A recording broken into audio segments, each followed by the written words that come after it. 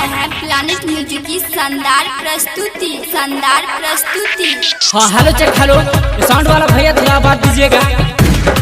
जी हाँ मेरे दोस्तों, नवयुवक पूजा समिति हर साल की भांति इस साल भी आप लोग का हार्दिक अभिनंदन करती है और करती रहेगी। सुमित सतीश रैमा,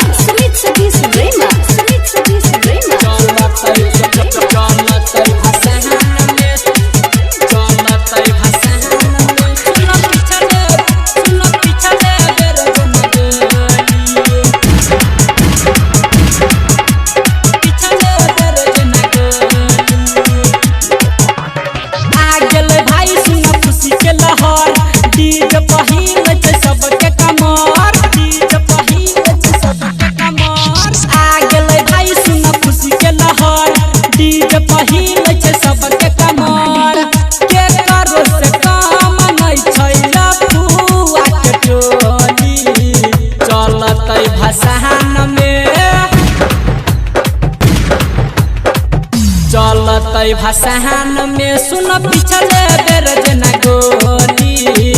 चलतै भसान में सुन पिछले बेर जना गोली। आ गेलै भाई सुन खुशी के लहर, डीजे पहिल छै सबके कमर। के करो से काम नै छै लफुआ के टोली। चलतै भसान में चलतै भसान में सुन पिछले बेर जना गोली। चलतै भसान में सुन पिछले बेर जना गोली। और हाँ, पूजा समिति से निवेदन है कि हमारे लफुआ टीम से हटके रहे, इस भसान में गोली चलने का संभावना है। अरे बाबा साइड हटिए, आपको पता नहीं है लफुआ टीम निकला है। आयो बाबू ऐसे क्या बोल रहे हैं, अभी हटता हूँ। डीजे सुमित सतीश रैमा,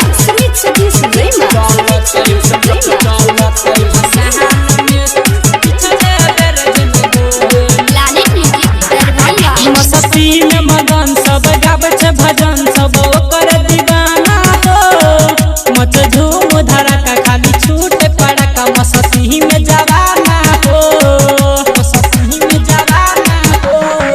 मस्ती में मगन सब गाबै छै भजन, सब ओकर दीवाना हो। मच झूम धड़का खाली छूट पड़का, मस्ती में जवाना हो। के करो से काम नै छै वासुदेवपुर के टोली।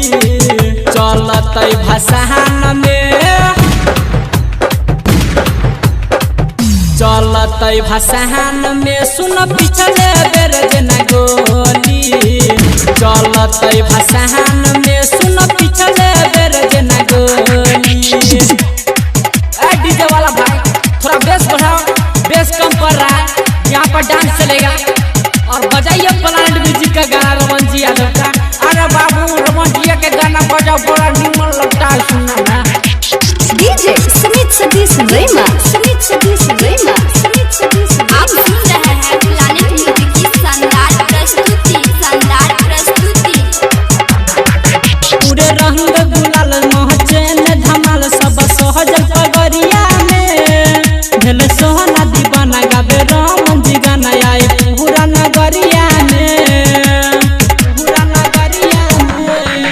पूरे रंग गुलाल महचैन धमाल सब सहजल पगरिया में। भेल सोहना दीवाना गावे रमन जी गाना, आए पूरा नगरिया में। डीजे अभिराज के छोई निकलल आई करोली। चलतै भसान में चलतै भसान में सुन पिछले बेर जना गोली। चलतै भसान में सुन पिछले